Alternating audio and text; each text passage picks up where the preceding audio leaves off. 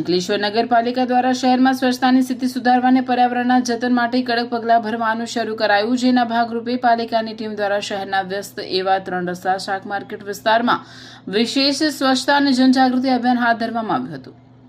આ દરમિયાન પ્રતિબંધિત સિંગલ યુઝ પ્લાસ્ટિકનો ઉપયોગ કરતા વેપારીઓ સામે લાલ આંખ કરી દંડનીય કાર્યવાહી કરવામાં આવી હતી. નગરપાલિકાના પદાધિકારીઓ અને અધિકારીઓ સંયુક્ત રીતે શાક માર્કેટ વિસ્તારમાં સિંગલ યુઝ પ્લાસ્ટિકના ઉપયોગ પર પ્રતિબંધ અંગે જનજાગૃતિ ફેલાવી હતી. ટીમે વેપારીઓને પ્લાસ્ટિકથી થતા પર્યાવરણીય નુકસાન વિશે વિગતવાર માહિતગાર કર્યા હતા અને તેનો ઉપયોગ સદંતર બંધ કરવા કડક સૂચના આપી હતી. પાલિકાની ટીમ માર્કેટમાં સઘન ચકાસણી હાથ ધરી આ દરમિયાન નિયમોનું ઉલ્લંઘન કરીને પ્રતિબંધિત પ્લાસ્ટિક રાખનારા વેપારીઓ પાસેથી આશરે 10 કિલો જેટલું સિંગલ યુઝ પ્લાસ્ટિક જપ્ત કરવામાં આવ્યું હતું. આ સાથે જ નિયમ ભંગ કરનાર વેપારીઓ પાસેથી સ્થળ પર જ દંડની વસૂલાત પણ કરવામાં આવી હતી, જેના પગલે અન્ય વેપારીઓમાં ફફડાટ ફેલાયો હતો. આ વિશેષ અભિયાનમાં અંકલેશ્વર નગરપાલિકા પ્રમુખ જિગ્નેશ અંદારિયા, ઉપપ્રમુખ વિરલબેન મકવાણા સહિતના ઉચ્ચ પદાધિકારીઓ અને પાલિકાના અધિકારીઓ ઉપસ્થિત રહ્યા હતા.